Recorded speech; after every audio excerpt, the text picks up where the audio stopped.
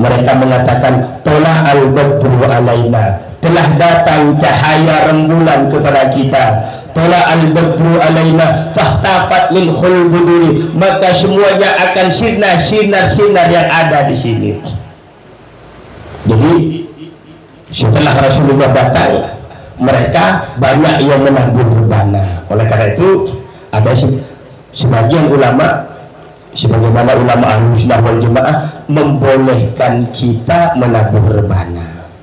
Karena sahabat-sahabat Ansor dulu waktu menunggu Rasulullah, setelah Rasulullah tiba, mereka dengan gembiranya dengan menabur rebana.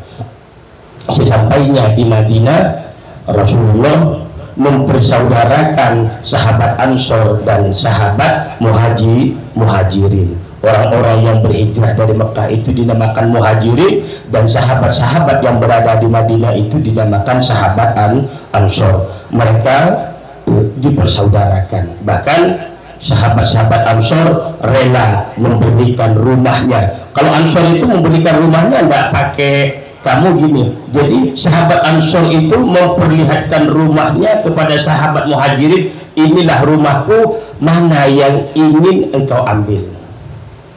Kalau kita kan biasanya yang sisa-sisa yang kita kasihkan, yang tidak bagus yang tidak kita kasihkan, kue sisa semari yang kita kasihkan, kue yang lekat disimpan atau buah yang disimpan di kulkas 2 hari tidak kita makan, baru kita kasihkan. Tapi alhamdulillah daripada tidak dikasihkan, hancur di kulkas.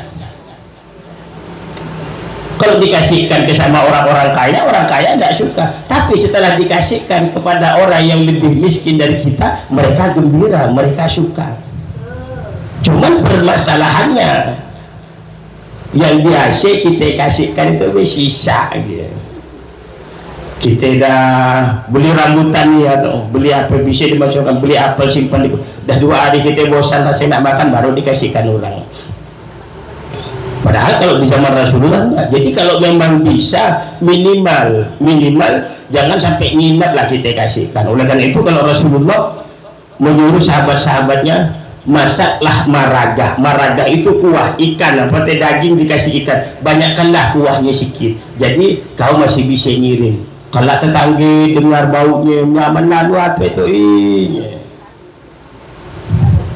tidak kebagian, dah isuk sisanya kita dah tidak kuat dah makan, ada makanan masih bagus mau kayaknya pahala tapi kurang pahalanya, sudah kurang pahalanya. Tapi ya daripada tidak dikasihkan, tidak apa-apa dikasihkan. Di bulan Muharram, jadi ini hijrah, tentang hijrah kita, hikmah yang bisa kita ambil sudah sedikit kita buka. Sekarang tahun baru Islam itu dinamakan Muharram. Muharram itu adalah termasuk bulan mulia, karena sebelum bulan Islam Muharram itu sudah mulia bagi orang-orang kafir. Jadi pada kalau perang tidak boleh di bulan-bulan Muharram itu. Akhirnya para sahabat, Sayyidina Abu Bakar, Sayyidina Umar pada saat itu mengumpulkan sahabat termasuk Ashabul Jannah. Cuma Sayyidina Abu Bakar tidak ada. Sayyidina Ali, Talhatul Khair, Abdurrahman bin Auf, mereka 10 sahabat yang dijanjikan surga, Talhatul Khair, Sa'ad bin Abi Waqqas. Jadi dikumpulkan untuk menentukan tahun baru Hijriyah ini akan dimulai dari mana. Tahun baru Hijriyah, ayo kita mulai dari kelahiran Rasulullah, tahun gajah, tahun baru itu dimulai di situ. Tidak bisa lah. Akhirnya ayo tahun baru Hijrah itu kita mulai dengan perjanjian, tidak bisa juga, sehingga pada akhirnya tahun baru Hijriah itu dimulai. Sayyidina Ali mengusulkan tahun baru Hijriah itu kita mulai dengan hijrahnya Rasulullah ke Madinah. Jadi tahun baru Hijriah itu dimulai pertama waktu Rasulullah hijrah ke Madinah. Setelah tahun hijrah itu ditemukan, menentukan bulannya. Yuk, bulan yang paling bagus itu bulan apa? Oh, kata sahabat sebagian, oh bulan Rabiul Awal, karena Rabiul Awal itu waktu Rasulullah dilahirkan. Tidak setuju, oh jangan, nanti langsung ada yang mengusulkan, oh bulan waktu aja. Sayyidina Ali mengusulkan, akhirnya kita usulkan bulan Muharram saja. Kenapa Muharram? Karena Muharram itu mulia sebelum Islam dan akan dimuliakan dengan datangnya Islam. Nah, jadi sejarah kenapa diberi nama tahun hijrah kita sudah tahu. Kenapa penentuan awal pertama bulan itu adalah Muharram kita sudah tahu. Sekarang apa yang terjadi di bulan Muharram itu sehingga nantinya di tanggal 10 Muharram atau Asyura kita disunahkan puasa? Ternyata di tanggal 10 Muharram itu dikatakan adalah kemenangan para nabi-nabi. Jadi di tanggal 10 Muharram itu Nabi Adam diterima doanya setelah Nabi Adam dikeluarkan dari surga disebabkan makan buah yang kata iblis buah itu dinamakan buah khuldi. Kenapa dikatakan buah khuldi? Karena kata iblis, kalau kamu makan ini kamu akan abadi di surga. Sedangkan kamu tahu, kamu diciptakan ini, kamu ada ini karena kamu akan diciptakan di dunia. Akhirnya Adam tidak percaya. Terus iblis menggoda ibu Hawa, sehingga ada sebagian kaum yang menyepelekan wanita. Gari-gari kita ya kami keluar dari neraka, coba kita dan macam-macam dulu, tidak minta, kami tetap di surga. Namun di zaman Rasulullah wanita diangkat kembali harkat dan martabatnya. Jadi di zaman jahiliyah itu ibunya dikawini sendiri. Kalau tidak mampu ibunya dijual.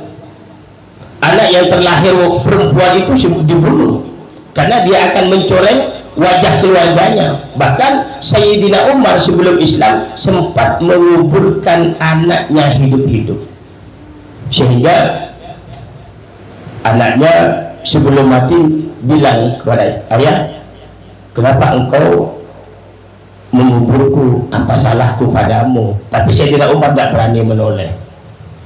Setelah Islam, Sayyidina Umar setiap menoleh ke kiri dia menangis. Dia ingat kelakuannya, yang kelakuannya semuanya itu bisa menyebabkan dia masuk ke neraka. Anaknya dibunuh, namun setelah dia menoleh ke kanan, dia melihat Rasulullah, dia gembira karena dia menjadi sahabat kedua yang paling mulia setelah Sayyidina Abu Bakar. Yang kedua, Nabiullah Idris.